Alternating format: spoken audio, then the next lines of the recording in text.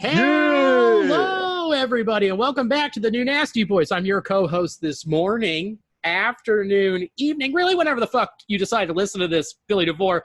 And sitting across from me on the screen as for right now is... Hey, what's up? It is Lee Michael Kimbrell. How it is going out there, nasty boys and girls, across the whole wide fucking world. How's it going out there? I think I'm doing well, man. I don't know if that was a lag because we're here on Zoom or if we were just like really letting the nasty boys and girls have an opportunity to come in and say hello and let us know how they're doing. I think that they just really wanted to think about it. Yeah, that had to have been it, man. There's a lot to been thinking about the last couple weeks, dude. How are you hanging in there, man?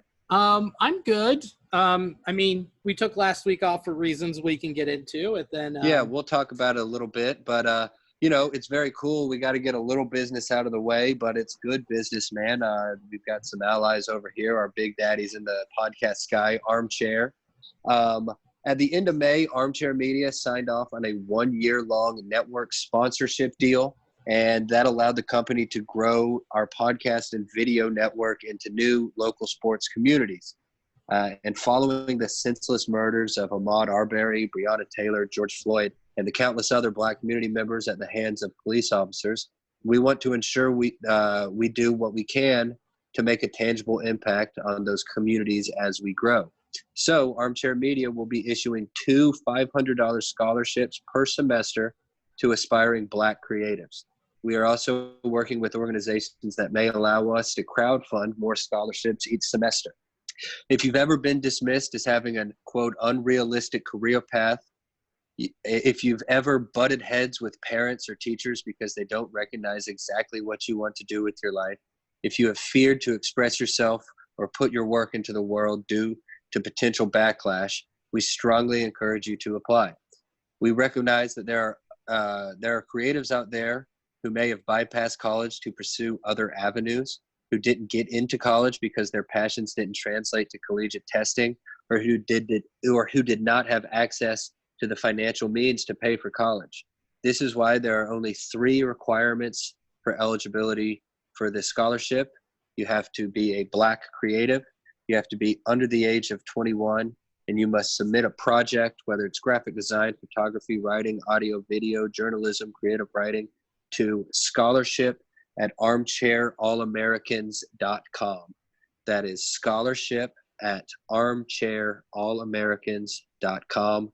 It's all one word. It's a good thing. Mikey Webster, I think that you probably know a bunch of kids that you could point this in the direction to. So shout out to Armchair for doing this. And yeah, very proud that we get to read that on our podcast, man. Very cool thing. Dude, it's so cool. What's really cool is that I'm going to doctor my birth certificate and say that I am 18 and submit my photography. So what up? There it is. Everybody's got to get their start somehow. But also, again, Bill, you're white, so damn it! It's not just an age thing.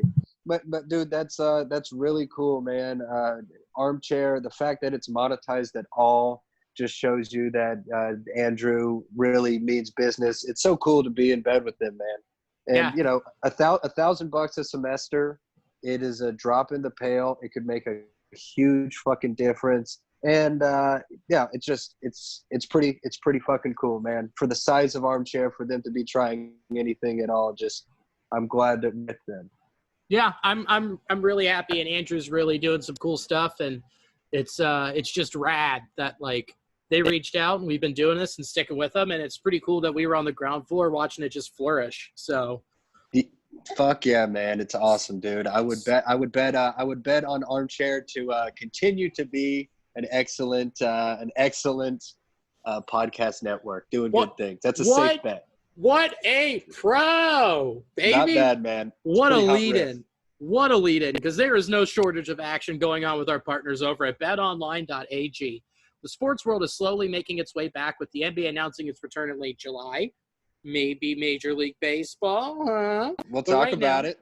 But right now, UFC, boxing, NASCAR, and international soccer have all resumed play on BetOnline, has the best odds/lines for their upcoming games and matches.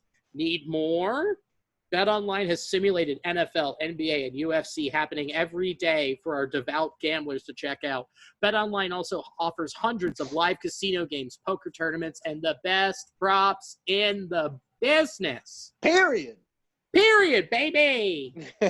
Visit betonline.ag on your computer or mobile device and join now to receive your welcome bonus. betonline.ag, your online wagering experts. Cha-ching, baby. Thanks, betonline.ag. Yeah, thanks for being on the picture with us. We really love the logo. Yeah, pretty neat, man. It's like that a lot. Pretty cool. Well, those were two pretty good reads, considering that I'm a bit out of sorts doing this with you on a Zoom call. It's different.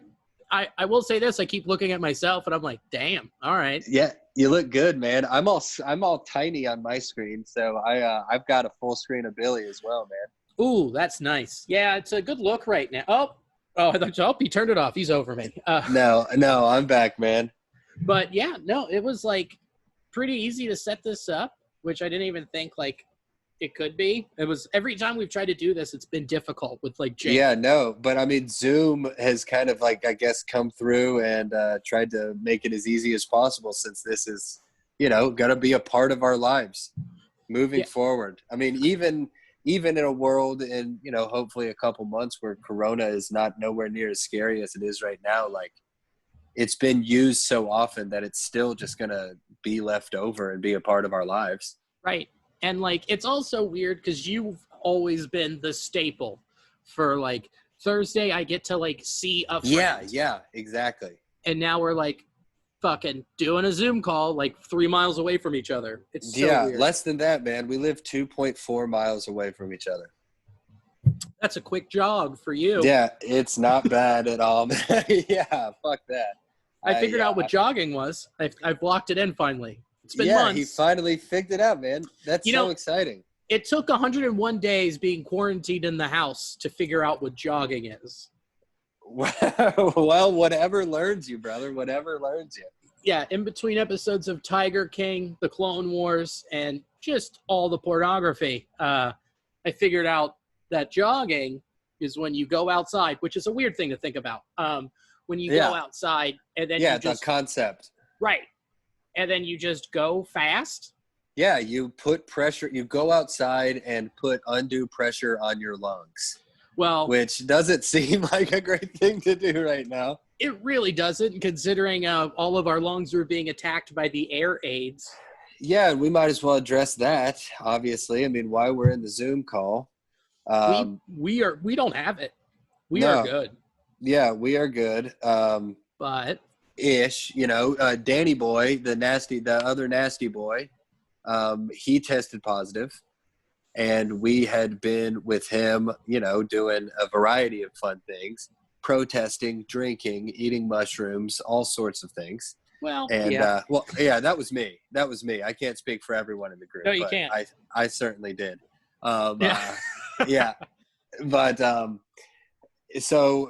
He tested positive last Wednesday, and so we all went and got tested, and came back negative. But my girlfriend Morgan Miller, she is positive. Alex Schubert, friend of the pod, he is positive. I spent Friday and Saturday feeling like dog shit, feeling a lot like having COVID, Right. And so we're just acting as if, we have it, because most likely we probably do. Which is crazy because, I came back negative. Leash Dog came back negative, the first lady. And then she started not feeling great on Saturday. And we were like, she's like, I think this is it. I'm like, I think you're just a little hungover. And then Sunday, she's like, I can't taste anything. I was like, that's when we knew with Morgan too, is her taste just like kind of went. She hasn't been able to taste anything in like 6 days. But today she said that she faintly tasted a pizza Lunchable. Whoa. So, and she's feeling good. Oh, Chris Walker, fucking friend of the pod, man. Dear friend of the pod. He, motherfucker had a collapsed lung in August. I know, and that's what's so scary. I was just so worried for him. Like, Because if it's collapsed and there's like holes or pockets in his lungs, like somebody could fucking get in there and just blow he those was fuckers very up. compromised. But, he's been staying completely on top of it. And, we've been in contact. And my mom, I just gave Alicia my mom's number. My mom has been a fucking godsend throughout this. Just like a knowledgeable nurse who knows her shit, who knows how to deliver, knows how to tell you what's up, man. She's Also, been that's telling just people they're sick. That's your mom's for a long natural time. move. That's your mom's go-to, which is just to be helpful and be there for other people, which, she passed on to you. But she's a nurturer with a sharp tongue. Exactly. A very sharp tongue. That fucker hurts. Yeah, it does. It really does. So, that's the quick catch-up, man. I feel good.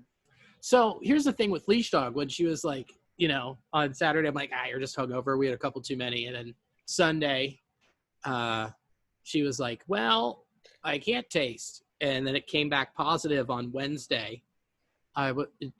She just has all the ammo in the world now to just call me an asshole. Yeah. Just unrelenting. She has a fucking banana clip to go off on me. Like, you just said I was hungover. Fuck you. I was like, Jesus Christ. I didn't realize that it came back positive. Oh, yeah. So she is staying 6 feet at least from me and is wearing a mask in the house at all times per doctor's orders. Which, sucks, dude. It, we have an air mattress set up. I'm sleeping on the couch and she's sleeping in bed. It's brutal. She's my best friend. She's everything. And yet we live together, yet I just can't be right next to her. It just that sucks. Is so fucking wild. So, yeah. And not even to make light of the situation, but I'm living in a house with Andy, the Candyman Rudick. And we're in the same room with each other, but we're always slapdicking around or high-fiving or wrestling or something. Yeah. And I've been watching him play so much Madden. It is my new sport. And, I fucking love watching him play Madden. He's actually really good at it. And, it's actually not an option to bet on him, but there's a lot of ways that you can bet. There's really no shortage of action going on with our partners over at betonline.ag. The sports world is slowly making its way back with the NBA announcing its return in late July. Who knows? Maybe baseball will be in there somewhere too. But right now you got UFC, boxing, NASCAR without the Confederate flag, and international soccer. They've all resumed play, and BetOnline has the best odds and lines for their upcoming games and matches. Fact, son. Need more?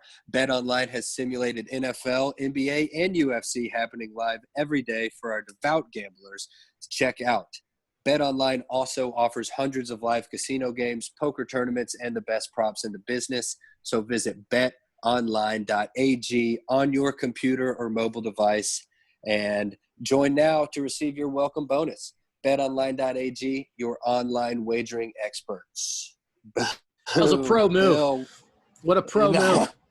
You fucking segued yourself right into the fucking hole.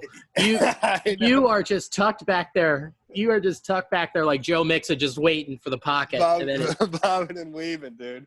You made your own pocket. You made your own hole. You made it. You're like, I'm going. Motherfucker, I can read an ad. Dude, this is just a fun plug for it just happened. You saw in the group chat. So we're making Cincy shirts made Bauer for Commissioner shirts. Yeah, that's so tight. They're online now. You can get it at cincyshirts.com or intheclutch.com. And I just got the notification Trevor Bauer liked our post. That's so dope. He's definitely going to buy one, man. That's awesome. Buy one. We're going to send him one. Get out of here. Yeah. For sure. But he'll plug it. Of course he will. It says Bauer for Commissioner. That guy's going to love it. Dude, he's going to eat that up. Dude, I bet I might put money on it now in the next, probably 5 to 7 days. He'll probably be wearing it for a live AB on YouTube. Very likely. Yeah, very likely. Man, that's so fucking tight. So tight. In some other news, I don't know. You mentioned Tiger King earlier. I've been watching Rudick play Madden, but did you watch Chappelle's new special? I did. God, it's so Or, good. special. I, for lack of a better term, you can just call it a set. Chappelle's new set that he put out. Yeah. Yeah, it's so dope. Which, like, with that, you can't even – I don't even know if you call it a special. No, it's not a special, right? It's like it is – I read somewhere describe it as a sermon. No shit, dude. It's no doubt. Look at that cat right behind you. I know. I'm screenshotting it right now. That's awesome. No, it was very sermon-like. It was so fucking cool. And our buddy, I realized I'm wearing his shirt, Gabe. Yeah. Fucking Gabe Kia opened for him on that show, dude. Dude, that story is just insane. It's just – it is so goddamn bonkers, man. The guy opens for Russell Peters at the Funny Bone, and him and Russell and Dave in like were November. Friends. Yeah. And Gabe's been he's been stamping 20s with Harriet Tubman stamps. Genius. Yeah. And then Dave comes in the green room, sees that Gabe's doing it. It's like, hey, man, can you sign this for me? And Gabe's like, yeah, but can you also sign one for me? Like, yeah. And then next thing you know, he's at Dave's compound. And then fast forward like 5 months. And now he's opening for him in Yellow Springs. I know, dude. Gabe was opening for Chappelle and Michelle Wolf. Like, what the fuck? Yeah, he was going into his job. He was going into work, and he got this call from Yellow Springs, and he just said, fuck it, I'll answer it. And it was Chappelle's people. And they were just like, hey, could you do a show in Yellow Springs tonight? And he was like, yeah, let me talk to my boss. But I mean, like, yes. Yeah. And his boss was so fucking cool about it. His boss was just like, dude, we put fucking food in people's mouths. Like, it's okay. We can go without you. Yeah, we can split up your section. Like, it's totally fine. Yeah, pretty fucking wild. So he went up there, and I mean, the way, like, hearing Gabe talk about it just so cool, man. Like, he was just in the green room with Chappelle and Michelle Wolf, and they were like, Chappelle was like so fucking nervous. Like, they were all just like silently going through their notes, like listening to the old sets, and it's like they were complete peers. It's so fucking wild. Yeah, because I mean, they're in the same boat. They haven't done stand up in 80+ days. Yeah, man, it's so crazy. And so Chappelle opened the show, and then he emceed it, did time in between Michelle and Gabe, and closed it out. So, so technically we say Gabe opened for Chappelle, and he did. But in reality, what happened is the first time Gabe had to do fucking stand-up comedy in almost 90 days, he had to follow Dave Chappelle. That's bonkers. He had to follow Dave Chappelle. That's just... yeah, dude. And outdoors, sections of 2, everyone masked up. Like, it's fucking wild, bro. It's so crazy how close he was to, like, one of the most historical things that's ever happened in comedy. Yeah. Like, he was on that show. It's so nuts. Yeah, like, and it's being revered as one of the most important pieces of comedy in the last, like, 20 years. Oh, dude, it's American canon. It's like, it's such a big fucking deal. Yeah. It's fucking Mark Twain shit. You know what I mean? It really is. It's so fucking crazy. There are 4 jokes in it. There are 4. In that 27 minutes, but it doesn't even matter because you're captivated the whole time, and it's important. There's a difference between what Chappelle did and then that one cunt Nanette. Well, I mean, is there? Because that's kind of a okay. Well, go on. There's a huge difference. The difference is Dave came out. He hadn't done stand up in 87 days. There was a lot of weight of the world, like, of what's going on. There's protesting, there's rioting, like, the world is just at a complete loss, combined with the pandemic. Like, there's so much gravitas in that situation compared to Nanette, who opens up her special by saying, oh, I think I'm gonna quit stand-up after this. Like, fuck off. I mean, I get, like, if she hadn't have done that sentiment and, like, taken a big shit on the idea of stand-up comedy while profiting on stand-up comedy, it would have been a lot easier. You know what I'm saying? A lot easier pill to swallow.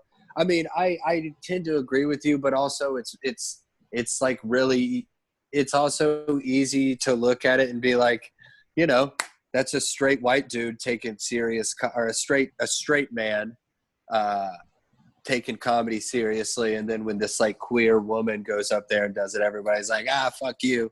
I mean, there's also like the different gravitas between Dave Chappelle, the pedestal that he sits on, and, you know, a virtually unknown, at least in the United States, Hannah Gadsby or whatever. Yeah. I mean, I definitely think it's funny that you brought that up, because I watched Chappelle's and was so blown away. And then I was just like, damn, I kind of like caught myself and was like, I didn't say that shit about Gadsby. I mean, she was talking about some pretty profound stuff as far as, you know, her rape and like, and discrimination because of her sexuality. That's an interesting point to bring up, is like how those were received differently. Yeah, but I mean, the thing with Hannah Gadsby's was like, it was critically acclaimed and changed comedy. I don't think it changed it. I think that the content and the stuff that she brought up, definitely difficult, definitely something unique to her situation that gives a different perspective on everything, for sure. But would I call that a stand-up comedy special? Mm-mm. Yeah. Mm-mm. I mean, you know, just going back through and being stuck on the couch, like I watched Patton Oswalt's new special. It's good. But then like followed it up with Joe List's like 30 and Rachel Feinstein's 30. It's just like bang, bang, bang, bang. Oh, yeah, where it's like really that's good. Stand-up. That's stand-up. Yeah. That's joke. And like, is there like different ways you can go about it? Sure. But I think calling it a stand-up special is kind of a disservice to what both of their message is. Because I mean, Chappelle's wasn't a special. No, it's you know, like Nanette. I mean, if we're just getting caught up in verbiage, though, I mean, it's like that's true. It wasn't stand-up. It was a fucking excellent one-woman show. You know, it was just right. I think like the biggest backlash that came between her is what I said is like, she took a big old stinky shit on stand-up comedy and then made $2 million off of stand-up comedy. Right. But it's whatever. I mean, I actually went back and watched it, and just kind of with like the same lens of what Chappelle did. And I mean, it's boring and poignant and sad, you know, like it's got a lot of emotions in it. I mean, that's something that I've been considering, dude. It's like, I don't know. Stand-up is always going to be my heart, and it'll just be interesting to see how it, like, it wouldn't surprise me if we saw more one-man shows and more one-woman shows. Like, sure. I mean, pure perspective, you know? I mean, Ronan Hirschberg used to do that all the time when he lived in Louisville. Like, yeah, he exactly. would every year have a new one-man show, but it would be like, it has a basis in stand-up. There are jokes there. There's actually a lot of jokes, and it's borderline, but there's still a fair amount of exposition, but it wasn't where it was drowning. Yeah, for sure. Not to call that kind of comedy drowning in any way, shape, or form, but like where there isn't a lot of jokes in between. You know, it's not like he has a 10-minute diatribe without. Well, I think it's all just like verbiage and expectation, right? Like if you call it a one-man show, then that just gives you a little bit more leeway to go up there and have the exposition and have the long periods of like, you know, emotional, like serious things. Right. Whereas if you build it as a stand-up comedy show and people come in with the expectations of joke, pow, pow, pow, pow, then it's like you go to a comedy show, you expect to see comedy, but then that's just so subjective because people, you know, view comedy as different things. Oh God, right. it makes me miss telling jokes to strangers. So do you think then that the difference between stand-up, like if we get rid of these terms and say the verbiage is just thrown out the window, does that change the venue in which like one-man shows and stand-up can exist? So like when I think of one-man show, I think of small community theater. Black box theater. Right, like on our level. Like if we were like, I'm going to do a one-man show. It'd be like if you and me would be doing it at like the No Theater. Yeah. Or we would be doing like Black Box, whatever, that type of thing. That's where I think that would happen. It's kind of weird to see it out of place, like a one-man show at Go Bananas. Because Go Bananas, you go in there and you fucking murder. Yeah. And you just beat it down. Like a bit, but I saw Birbiglia there, and you did too, doing his his last Netflix special. So like it was different to see that at Go Bananas. Was it my speed to see it go bananas? No, but he packed it full of his people who that was their speed and they got it. Yeah, well, that's like the whole. I think we might have even talked about this before. Probably we've been doing it for like 3 fucking years, but which is so crazy I know. to think about. It's just nuts by itself.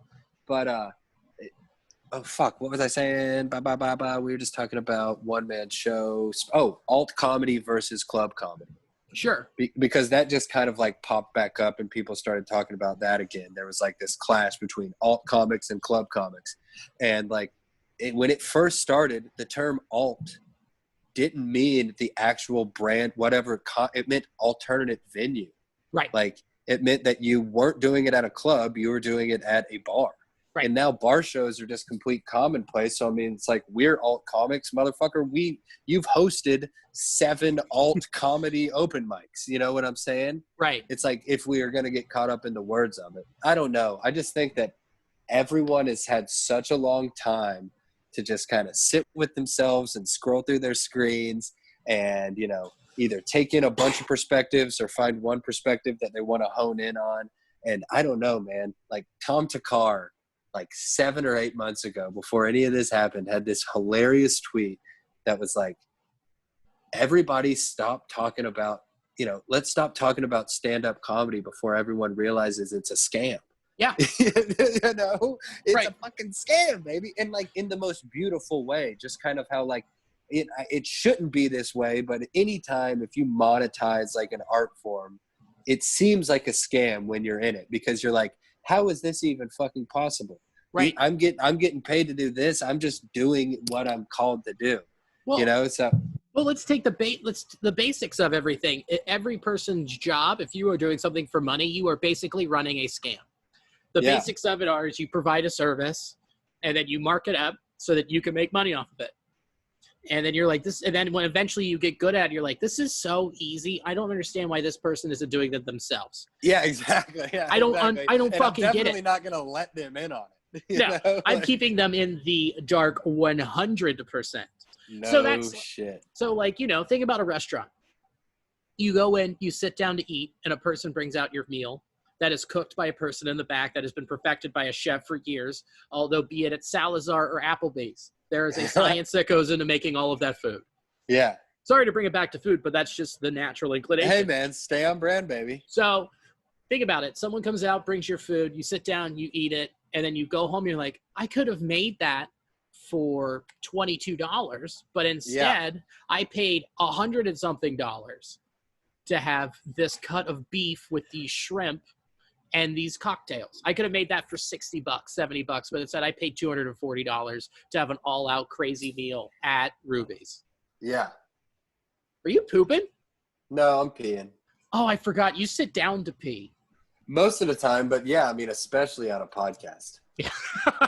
No, I want you to stand in the shower and shoot it across and arc it into the seat. Yeah. Not in the toilet. I want you to drizzle the seat. I want it to be like a light rain. This is great, man. All of the times on the pod where one of us have had to just like take it on and be by ourselves for like 2 or 3 minutes. But now, what a beautiful thing. I know. This is so nice. Maybe we never go back, but no, we're going to go back.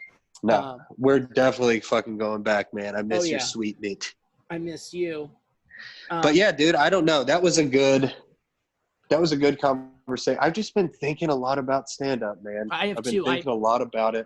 It's been nonstop. And the thing, you know how I operate, you know, like I don't sit down and hash out everything with over my notebook. I have to be saying it. I have to be in front of people constantly doing it to tweak it that way.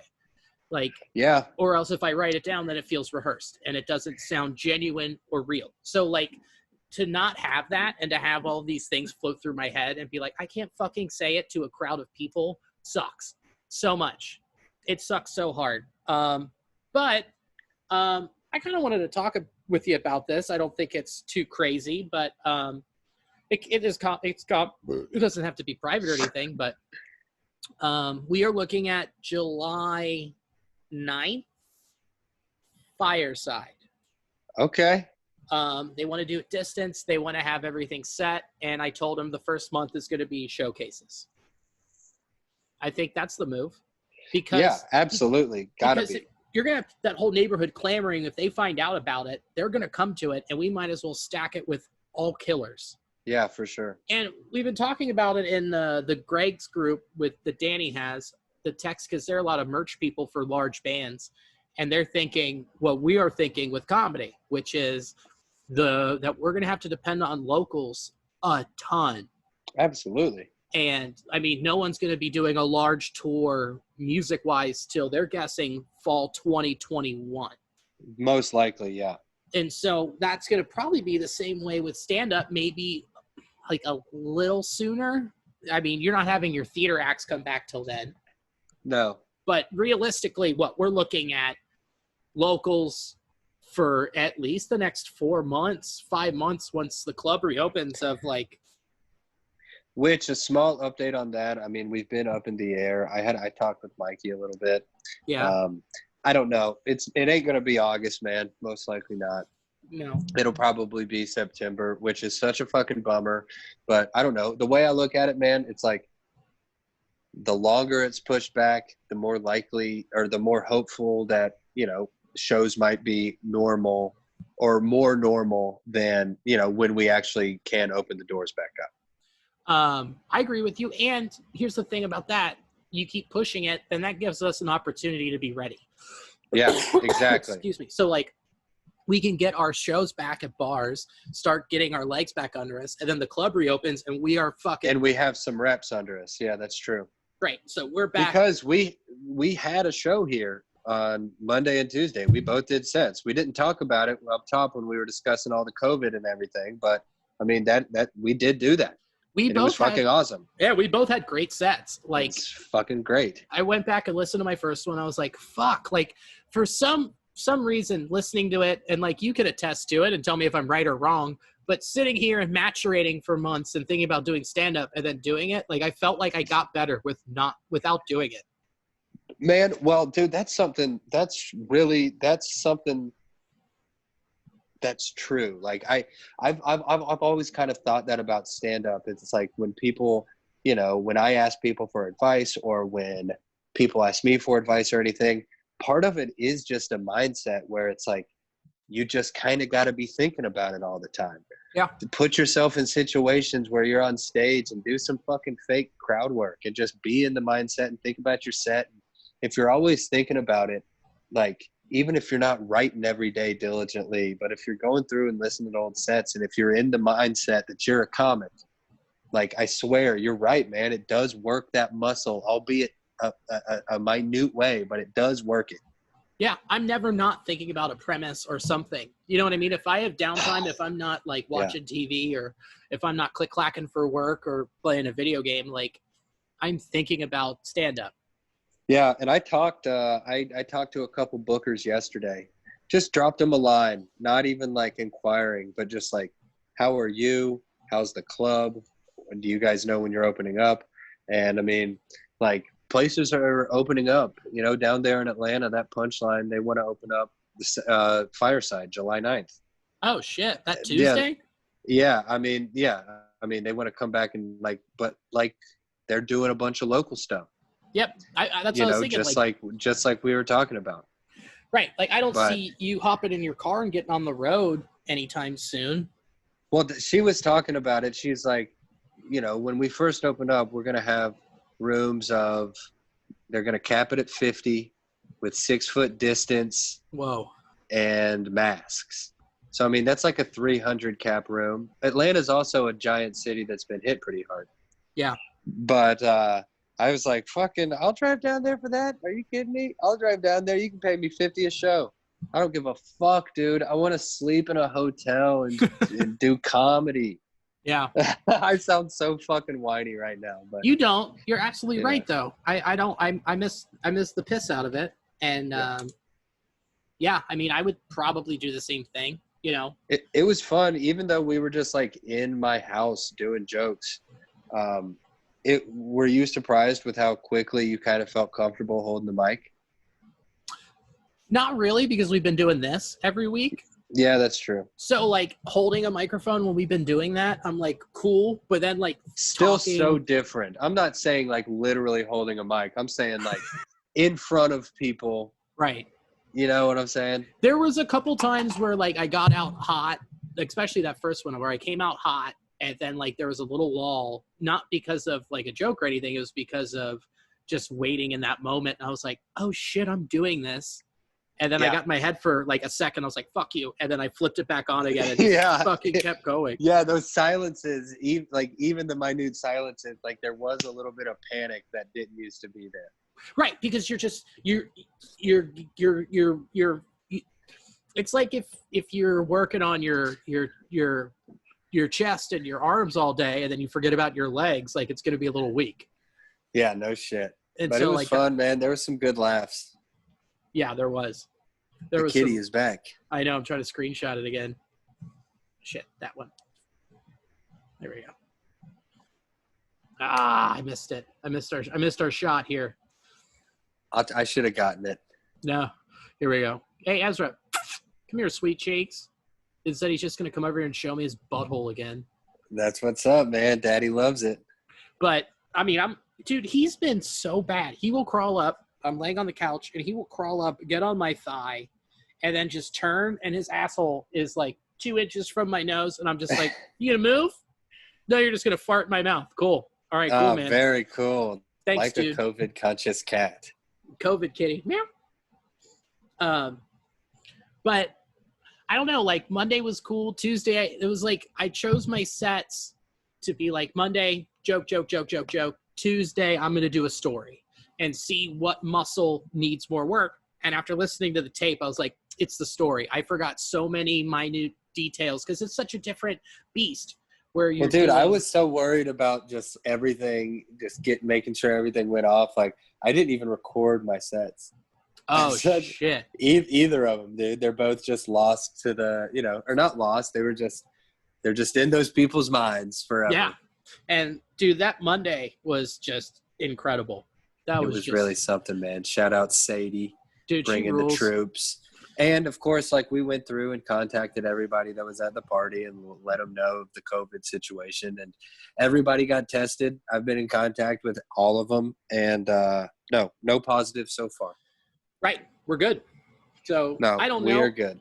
So, like, the whole thing with Fireside, it's like he's dedicated to wanting to do it right. So, I'm like, I feel good about that. Sam's been in the forefront of, like, when he was like, we're going to wait to reopen when it's time to open. And he has. And I respect the shit out of him for it. So that dude that place just rules. The pizza rules. The staff rules. He rules. Like, it's awesome. It's an excellent open mic. We're holding off on the hub until August, it's looking like. Oh, fuck. For real? Yeah, I mean, that's what Lindsay wants to do at the moment. We can have further conversations, but sure. No, I get that. Yeah. But it makes sense. I mean, in as small as a space as it is, I mean, you're going to pack you're just going to have a shit ton of comics and then like, oh, sorry, we can't let you in because we're talking to ourselves. Oh, is Andy home? Andy is home, man. You have a very keen ear. I do. I have keen ears, keen eyes. You heard a tiny little squeak, and the candy man comes in. Went and got some cleaner. Ooh, is that for you guys? Is that for you guys to chug? That's for us to chug. We figured that it's a good way for us to try to fight the COVID. Yeah. Also, don't forget to get your high beam flashlights to run through your bodies. Yeah. We do need some UV light to go through our bloodstream. Mm-hmm. That's what does it. That is right something there. I'm excited about. Yeah, man. It was when Rudick went and got his test. Dude, UTCs, urgent treatment centers. I had no idea like the drop off of like treatment that you get when you go to a UTC. I'm not trying to like hate on any of them, man, but like, dude, my nurse, it was crazy. She's not a nurse, I guess is what you're saying. Rudick walked in there and no one was wearing a mask. What the fuck? Somebody took his blood without fucking gloves or a goddamn mask on. Oh my god. Yeah, it's a. No one was wearing anything, dude. Blood pressure, temperature. Yeah. With my fucking hand, one glove she put on to take my blood. Finally, she put one glove on. I was like so freaked out, and I was like, I didn't want to say anything because I was like, she was already being rude, and I was like, I don't want to fucking piss her off and make her. I'm already freaked out. By needles. Dude, it was insane. I was like, it was mortifying. I sent a letter to the Ohio Department of Health. I'm gonna leave a review. I'm gonna blow their asses up. Dude, Rudick has been on a goddamn trail, man. He's been blazing a fucking trail. He's taken out an arborist from Westchester. What? Okay. Dude, no. You can't just leave me hanging and go, oh, yeah, one glove, and then be like, oh, yeah, he's also going to fuck with an arborist. There was some Facebook thread, some motherfucker left some super shitty racist comment. Yeah, there was a protest going on up in the burbs, and he threatened Loveland, and he threatened to drive his car through it. Oh my God. So Rudick just like looked him up and emailed like his superior. So I emailed the board. I emailed the board of director of like the Arborist Association because he owned his own like arbor. So I looked up like what like the certification was, and I sent an email to all the board members asking what they plan to do about one of their members threatening to fucking kill protesters. Fuck yeah, dude. That's beautiful. Yeah, man. Yeah, he's chopping down some fucking arborists. Dude, that person must be full of a lot of hate to do this in the city of Loveland. Yeah, I know, dude, right? How ridiculous is that? A lot of hate for a place of love. I talked about Rudick watching him play Madden a little bit earlier, but just to shed a little bit of light on it, he is playing at like the highest level that you could play at, like the hardest level. Yeah, he made it to the Super Bowl today. What? Lost in a defensive struggle, lost 6-0, but it's pretty fucking impressive. That's insane. Yeah, I picked up a new game. I picked up Legend of Zelda, Breath boom. of the Wild. Very nice. It's a problem. It's very good, and I can't stop playing it. And it's well, I was talking about it with Rudick. Like, I really wish that I had played video games growing up. Like, I really wish that I had. Not even just for like the passage of time and the entertainment during these days of Quar, but like, I don't know, just the problem solving. And watching Rudick play Madden and go through and like upgrade and get all the best players and like truly play the game. Right. I'm just so bad at like problem solving. It's all so daunting to me. And it's just video games that are just played by so many people. Yeah. Well, and like also you probably miss out on some references, and it is definitely a large subsect of our culture. I mean, it used to be, it's a huge deal. Think about it like, what? Jesus, 20 years ago, which I was 10, those people were fucking nerds, people who lived in their parents' basement. Like, yeah, you know, there was a stereotype. Yeah, they stink, they're virgins, all that stuff. And now it's just like, oh yeah, Bryce Harper was playing Fortnite today and live streaming it. Yeah, all of them, every single one of them. It's crazy how much it's changed. It's just like over time, when it gets introduced more into the mainstream, the ideas and those stereotypes break down. But which is what we're doing right now with cops killing black people. But it's a little bit different. It's just a little bit, man. There's a little bit of a difference between Call of Duty and what's happening. Yeah, if you thought for half a second that it was like, quote, you know, cooling down or whatever, for a lack of a better term, it is not even reached. We're not even halfway to a crescendo, man. Are you aware of like what's going on in Louisville right now? Well, with the protesting, or are you talking about?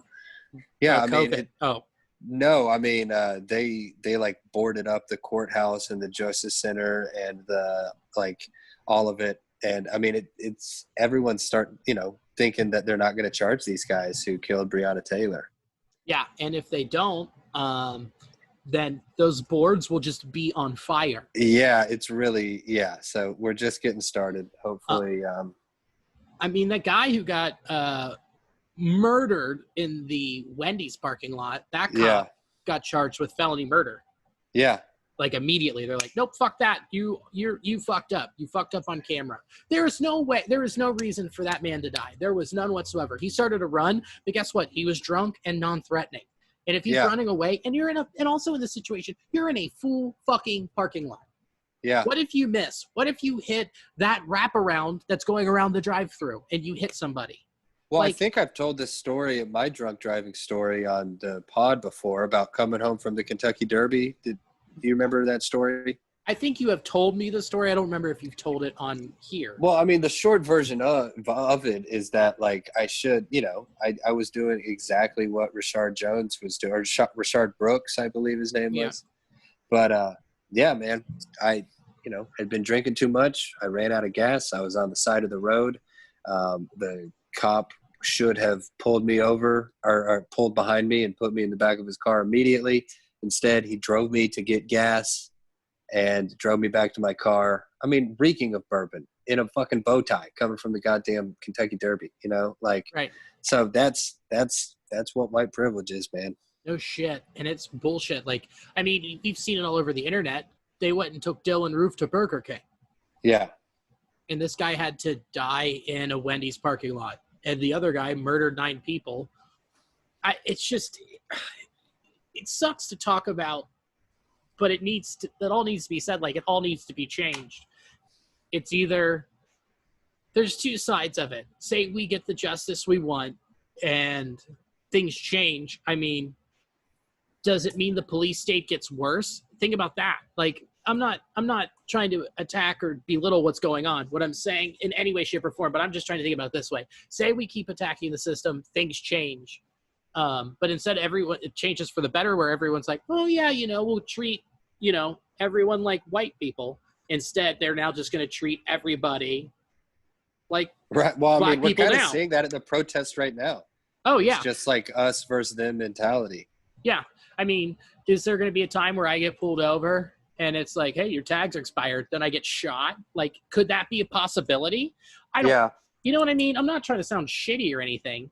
It's just everything is so contradictory of itself. I mean, the same people who are like, fuck big government, we don't need the government's money and the government is too big and in our lives. Well, the government is the reason why. I mean, it's just a matter of funds. Like, so many departments within cities around our country are getting defunded to the point where they can't do their job. And because all of the money is in the police department, the police now have to go and do that job. So there are policemen getting sent to go deal with fucking stray dogs because animal control doesn't get any money. Yeah. And if there's somebody with schizophrenia who is on drugs down in OTR with their pants down around their ankles, policemen are not who should go to that. Their counselors should go to that. Their drug counselors should be like people who actually know how to do it. But those systems have lost so much money in favor of giving more money to the police department that the police have to go and do it, and they're ill-equipped. Yep. It's just a it's a broken system. Alicia told me this. Their training is so terrible that, did you know that it takes longer for a masseuse to get their license than a cop to be trained? Yeah, it's 861 hours to become a cop and 3,500 hours to become a barber. That's ridiculous.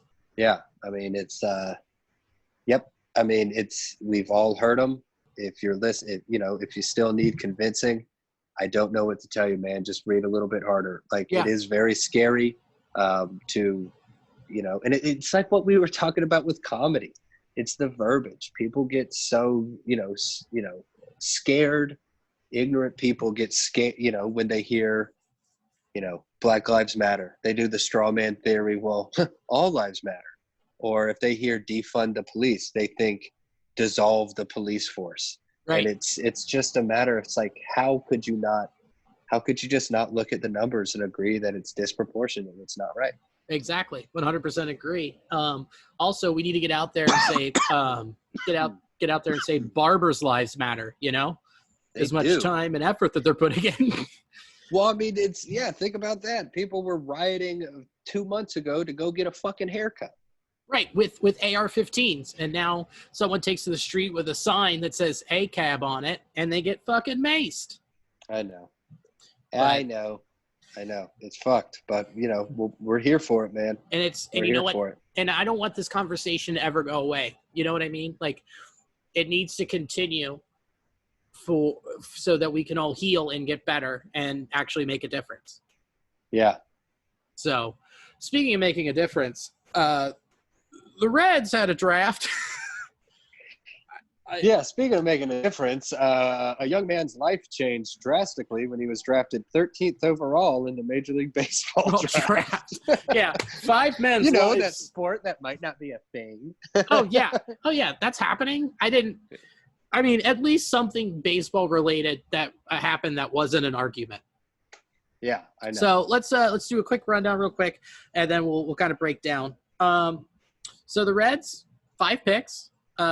With the 13th overall pick, you have Austin Hendrick, who's rated 10th, the 10th best overall prospect.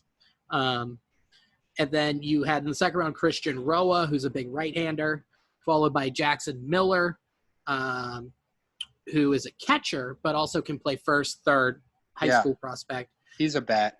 He's a bat, but Jake compared him to Tucker Barnhart. He's a very Tucker guy. Like that. And then another right-handed pitcher, Bryce Bonnet, out of Arkansas. And then who's the guy that we took out of Notre Dame? People were pretty high on him. We're almost there. He was the last pick. Mac Wainwright, a high schooler. Boop boop boop. Power hitting right-handed bat, plays in the outfield. And then Joe Boyle out of Notre Dame.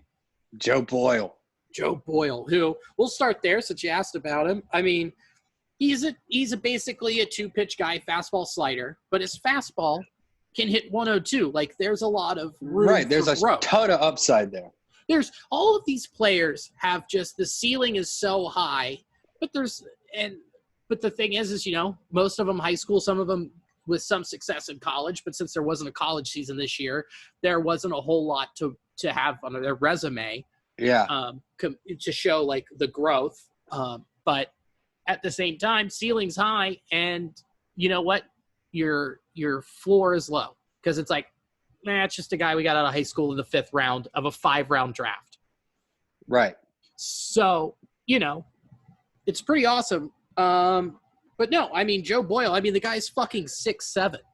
Yeah, 6'7", throws the ball over 100 miles per hour. You just like get him in there with, it won't be DJ off the rip, obviously, but the way that we've kind of staffed our minor league programs, and it's kind of, it's uniform all the way up. Like, I trust our coaching staff. I like our player development at the moment. Right. Well, you got Kyle Bodie in there, and you've got 2 new toys for him to play with. Yeah, it's exciting stuff. It's very exciting. And then the Hendrick, wasn't the guy that we drafted in the 3rd round? Isn't he an Ohio kid? Yeah, he's out of I think it was like near Cleveland, I believe. Yeah, that's like what Lakewood. I thought. Yeah, but he's an Ohio kid, and that's exciting. And then, dude, this Hendrick guy is, he's just built. He's 6'1", 205, slender, left-handed stick, just fucking rakes. Dude, the guy, so, we talked about it before the pod, but the big thing is during the draft, they put up a side-by-side player comparison of their 2019 averages. Austin Hendrick had a 91 mile per hour exit velocity average. And then his average launch angle was 24.9.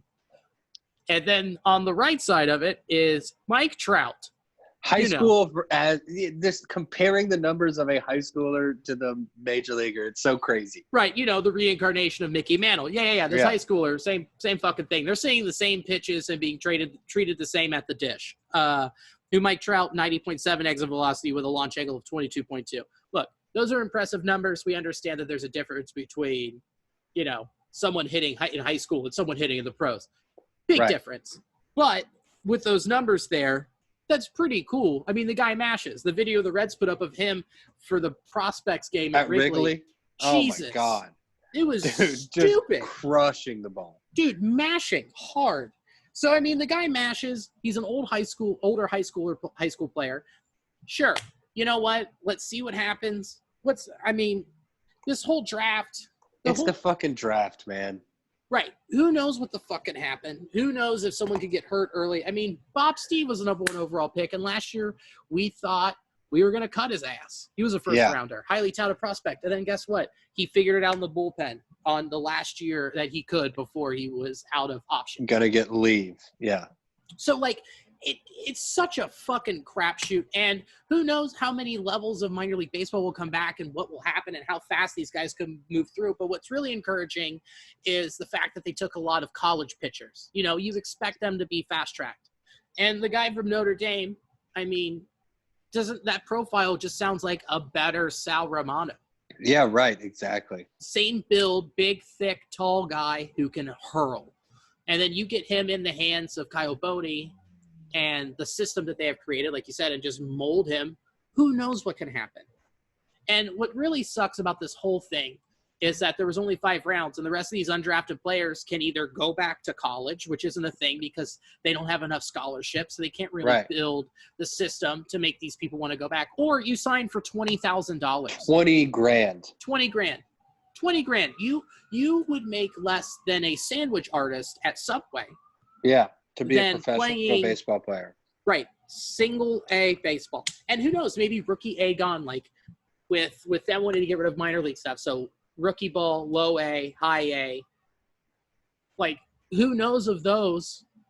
Yeah, I mean, a kid that I know, the son of my high school baseball coach, legendary Kentucky baseball coach Dom Fusey, Hall of Famer. His son, Jordan Fusey, was a redshirt senior this year at IU, and they got 14 games in, and in 14 games he had like 5 dingers and 15 ribs. He was batting .296.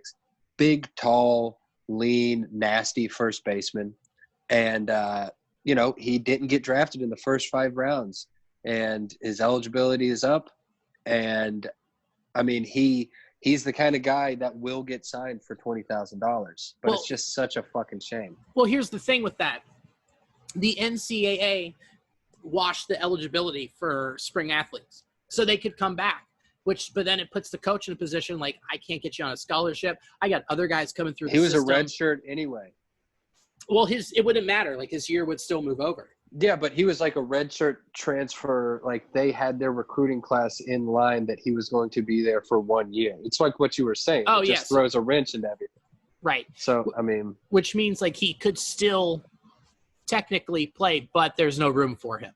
Like, right. This is it. Yeah. So, fuck. It just sucks. And so if we're going to have less minor league baseball, does that mean we are going to be extending college baseball? Like, there has to be something in place for that so they can have a more development. Yeah.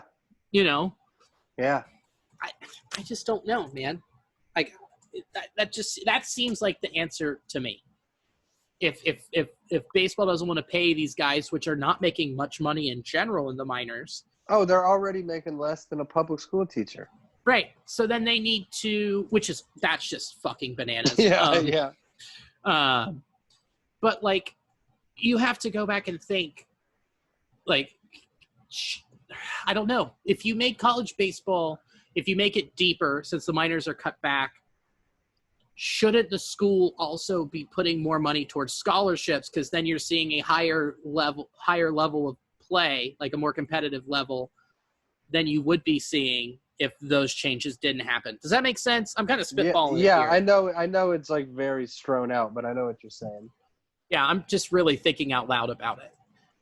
Because that just makes sense to me. Like, if you're not going to have, you know, say, like the Greenville Reds, a rookie A team, like, if that happens to disappear, right, that guy needs to still be in school and at least get his degree.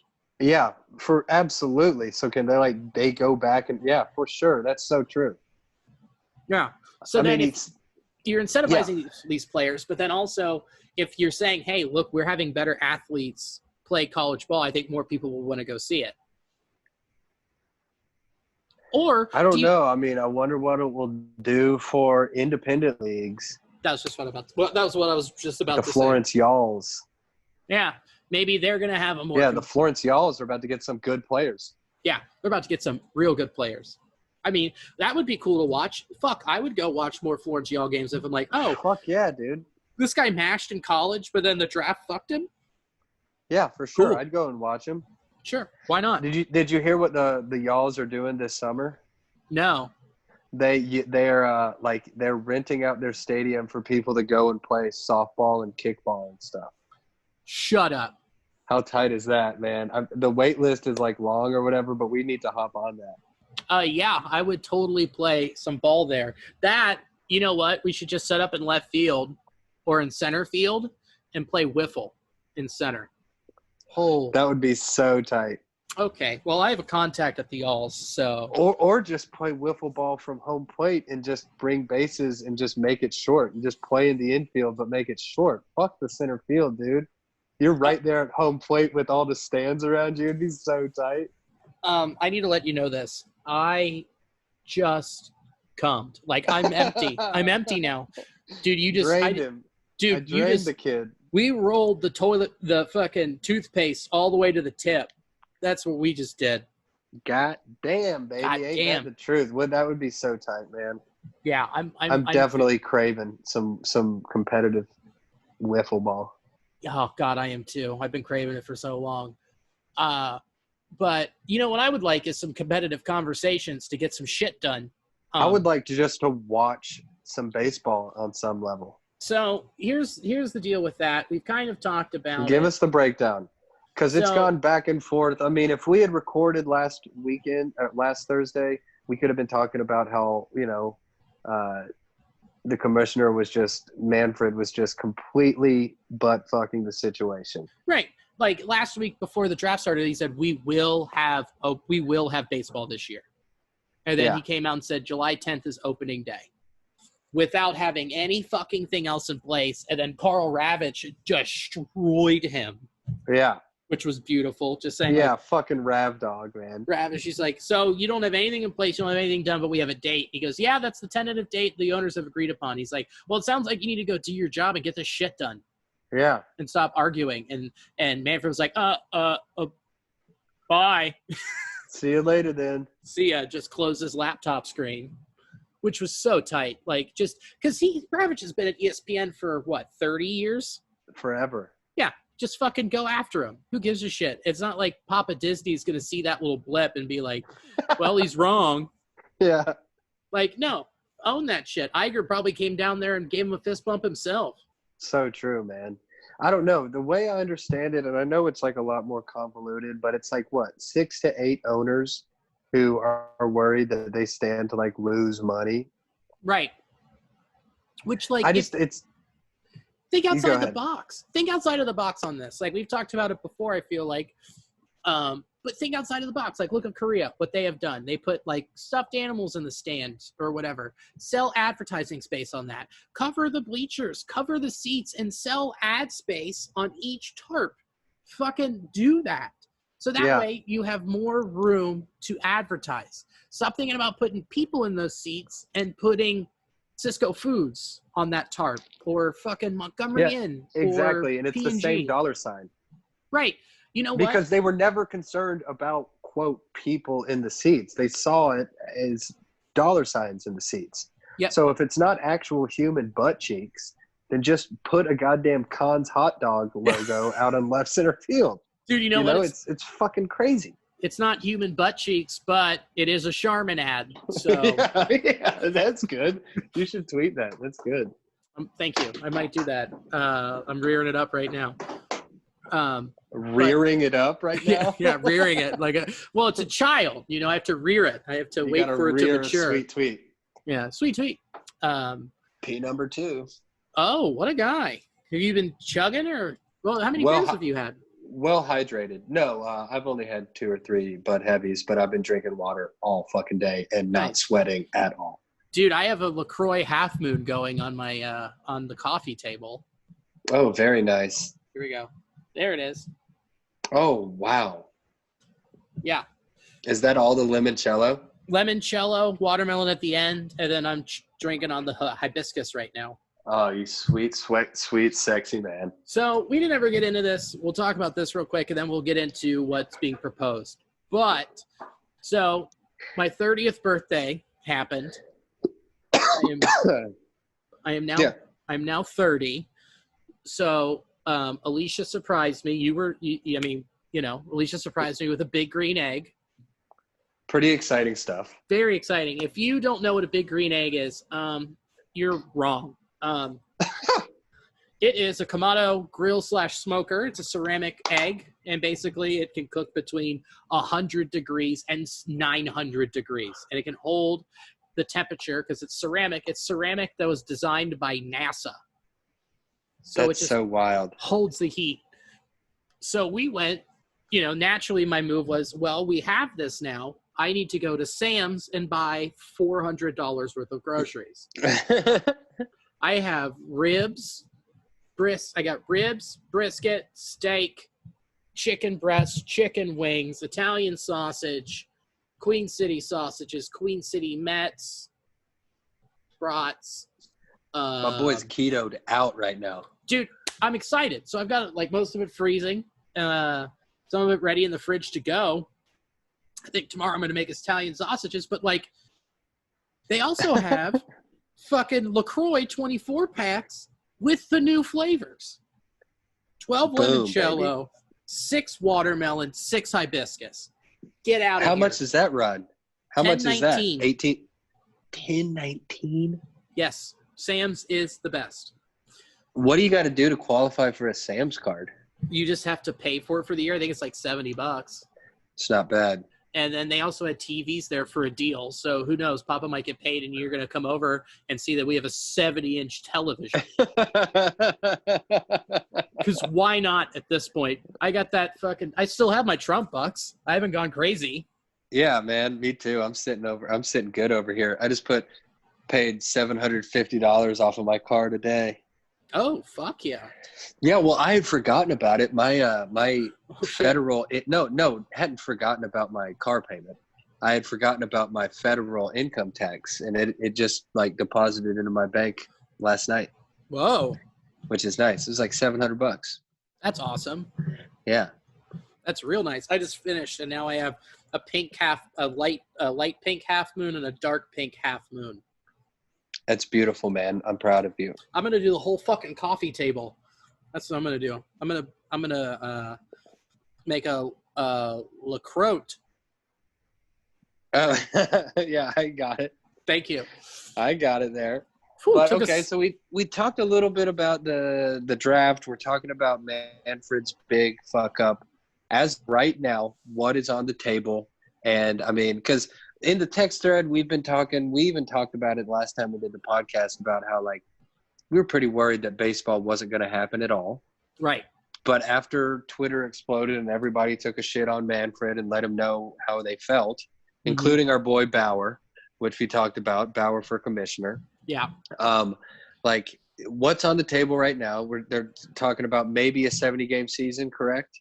Hassan tweeted 7 hours ago, among the details in MLBPA's new proposal, sources tell ESPN, 70-game season from July 19th through September 30th, $50 million in playoff bonuses, 50-50 split of the new postseason TV revenues in 2021, forgiveness of salary advance for Tier 1 through Tier 3 players, universal DH, and mutual waiver of grievance.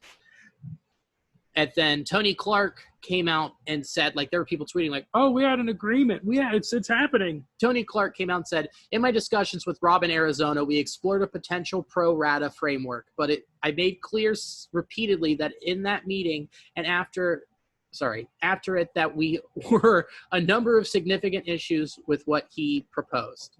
There were a number of significant issues with what he proposed, in particular the number of games. It is unequivocally false to suggest that any tentative agreement or other agreement was reached in that meeting. In fact, in conversations within the last 24 hours, Rob invited a counterproposal for more games that he would take back to the owners. We submitted that counterproposal today. So, there's that. There could be more than 70 games. That's how I'm reading that. Yeah, I mean, I've also heard 89 float out there too. Yeah, I mean, I can see it. I mean, you have time. Cut spring training maybe a little bit shorter, and the fact that they could be doing spring training games and having the roster taxi at Louisville that would be so wild. Louisville or Dayton, man. So you could have all the Reds players up in Dayton.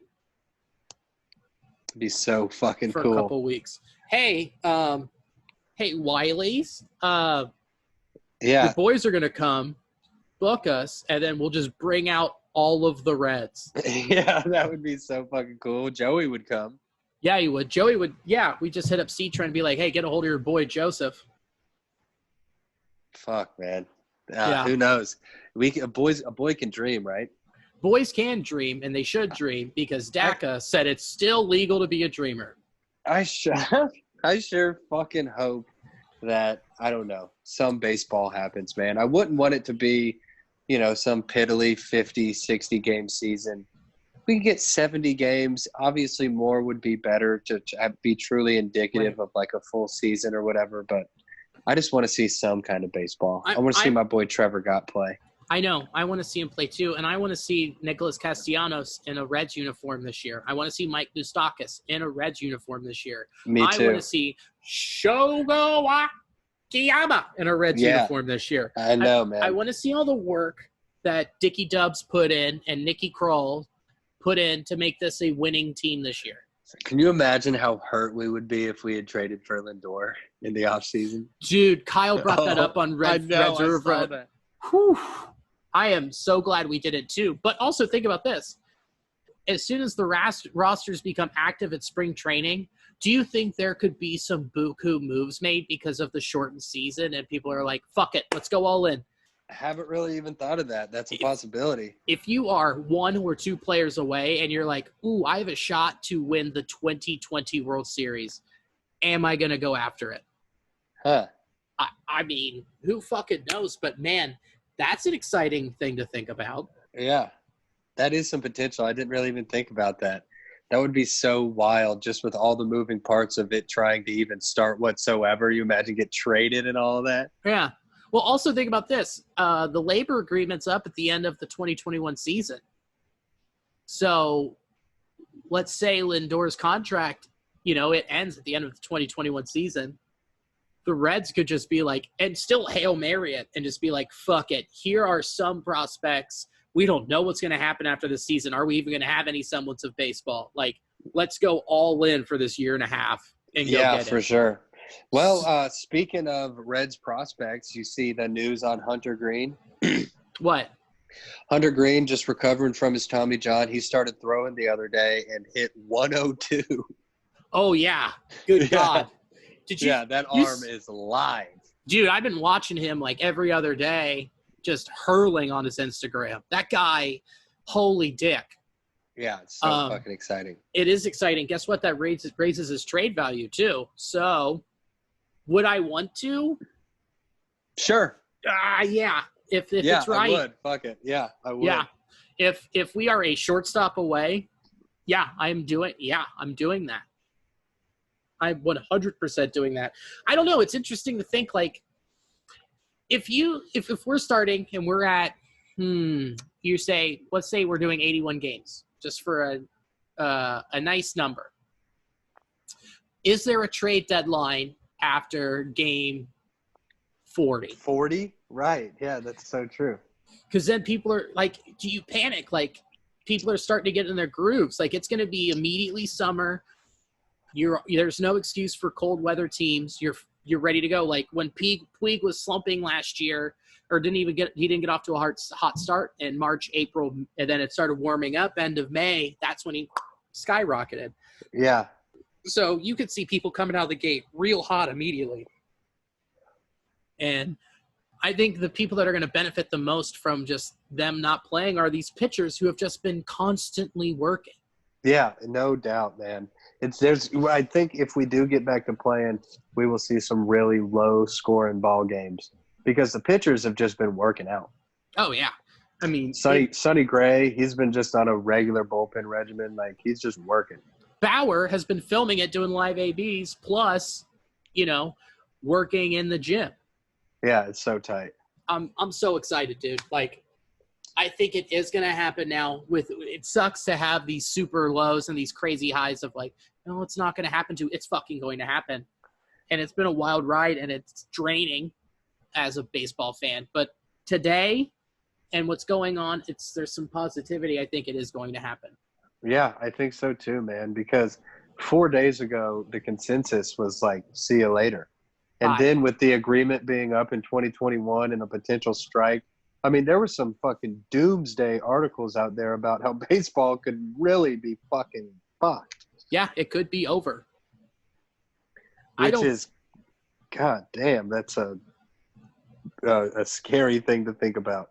I don't doubt it, man. I mean, it really could there is so much distrust and the owners just scamming that it's just inevitable that we could see a 2021 lockout followed by almost possibly the death of the sport.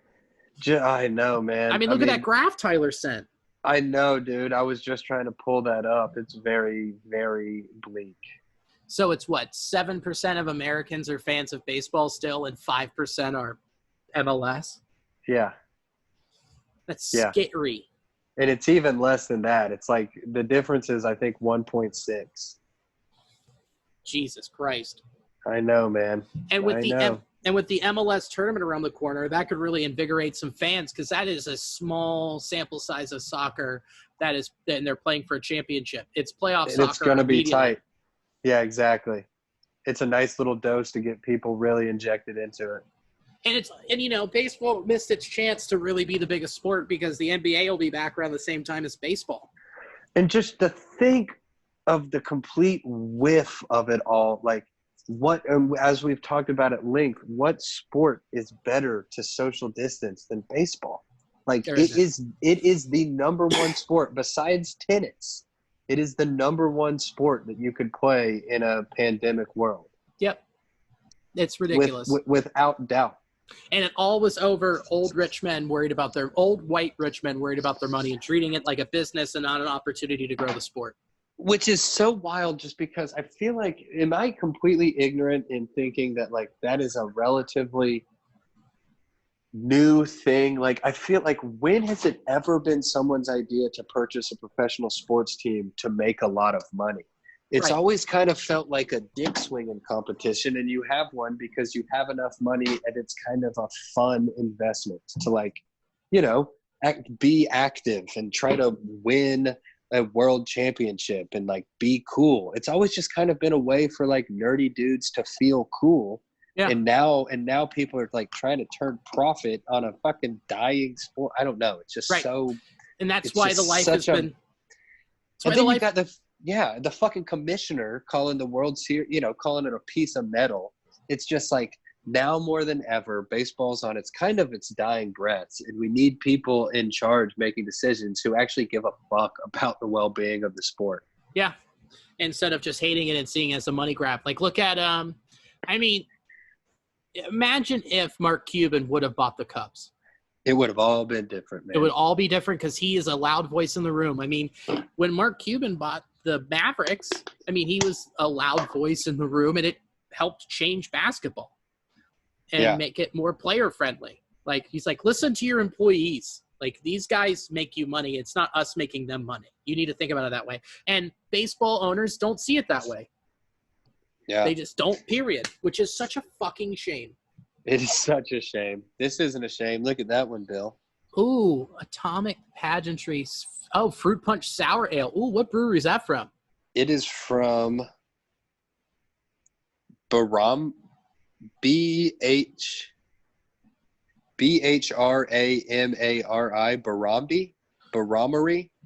Okay, I've never heard of them. Me either. What's Hive Mind Brewing Company. Hive Mind in Asheville, North Carolina. Oh, that means that's going to be a very good beer. Yeah, I think Chris Walker brought this one over. Wow. Yeah, you're in for a treat. Anything out of Asheville's good. Wow. Yep, there it is. Wow, there it is. There it is. What a tasty brew. So, yeah, I'm glad to hear that you're optimistic. And I feel like you are too. Yeah, I'm optimistic, but I don't know. You've got your finger to the pulse to it just even a little bit more than I do as far as like the Twitter follows and everything. And like, I don't know. It's just good. I look to you for most of my real knowledge, you and Danny. And it's positive that you guys at least feel good about it. Yeah, but it changes every day. And that's the worst part, is that it is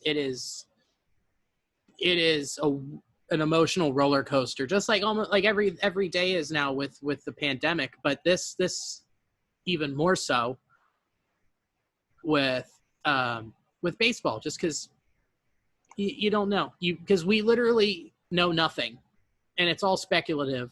And once you read something good, your juices are flowing and you feel good. But then once you read something negative, you're even more in the dumps, because there is no temperature to read this fever. Yeah, exactly, dude. That's really kind of a microcosm of why everything right now is so scary, is just the uncertainty. Yeah, like whether it's with the virus or the protests, it's like you can't fucking plan something a week ahead of time because you don't know what the world's going to look like at that time, you know? Exactly.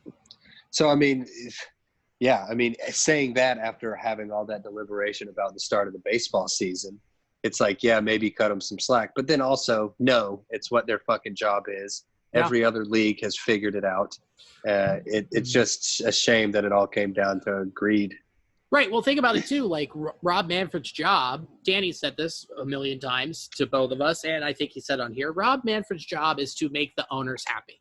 Yeah, that's all it does. And he is doing that by stalling and saying having less games so they can pay him less.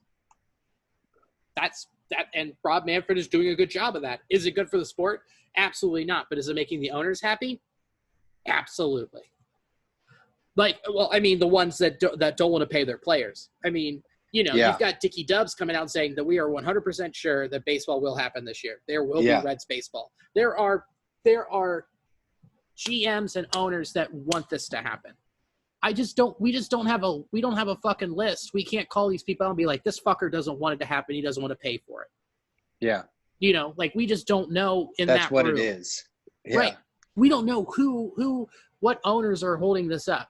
I know. All we know is it's 6 to 8 owners. It's like, a little accountability would be good. Yeah. And it's probably your top dogs too, I mean, think about how much money the Yankees are losing. Yeah. And the problem that they also have is what I think is dumb, and same with the Cubs, is that they own their own network. They stand to make so much money. Right. It's dumb in the fact that, like, they don't have a TV deal with, like, Fox Sports and where they just make a ton of money. Instead, they're like, we can do it ourselves. And so, I mean, how much do they pay for advertising in that situation? How much are you making when you own your own shit? Like, I don't know the side of that coin either. Does that make any sense? You know what I mean? Like, yeah, I know what you mean. Like, would they be losing out because it's not happening and it's just on TV, or would they actually be making a shit ton of money?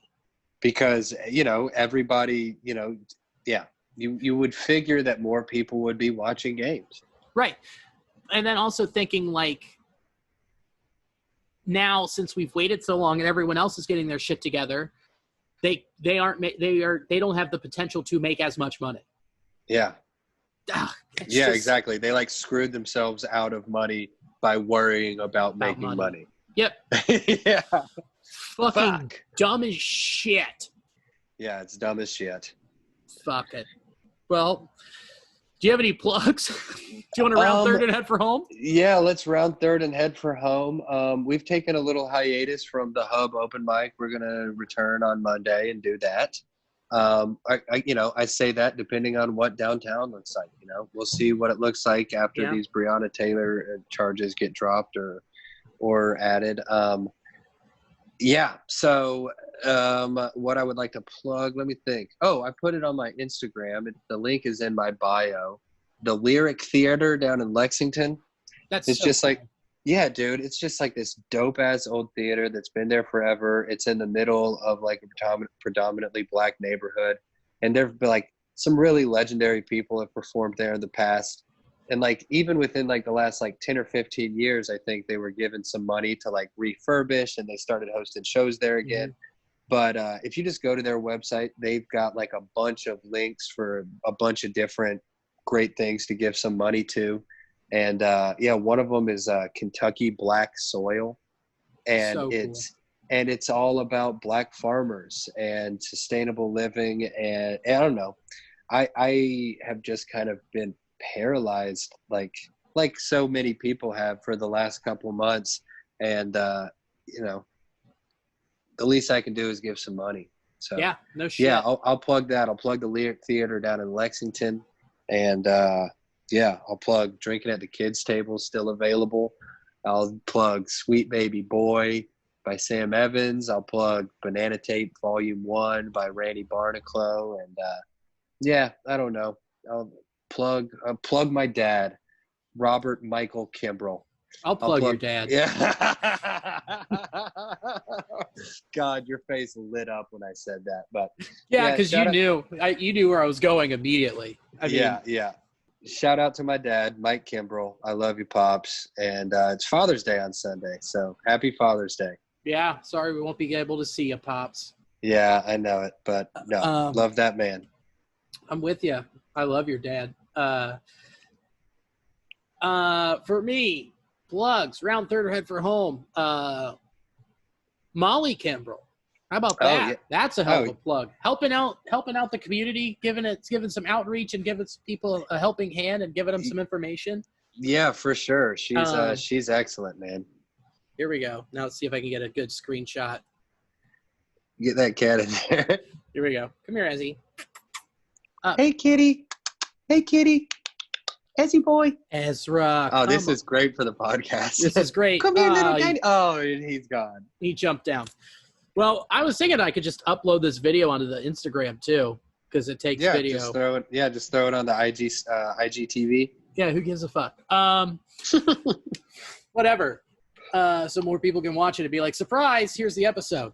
Yeah. So there's that plug. You can always listen to Drinking at the Kids Table on Spotify, Apple Music, anywhere you can, Napster, iTunes, fucking everywhere. You can LimeWire, still working on it. You can also call Billy and he'll play it over the phone for you. Just fuck that. Just download TikTok and imitate one of my jokes because it's on TikTok. Oh, you can do that, yeah. Yeah, it's literally everywhere.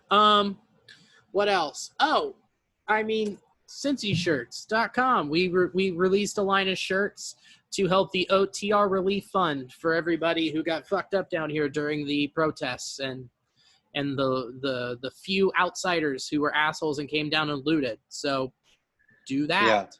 Yeah. So got some cool stuff in the works coming out. But yeah. And listen to all the albums Lee mentioned. But yeah.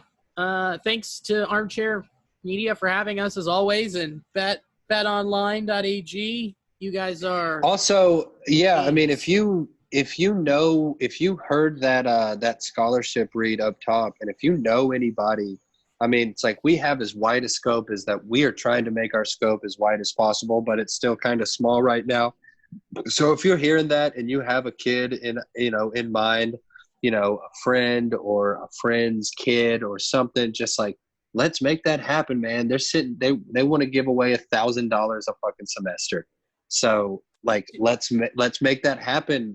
Try to give that to somebody that a young artist of some sort. So that's really exciting. I'm excited to plug that, and fuck yeah to all Armchair. So yes, 100% to Armchair. I'm gonna try this one more time. Here we go.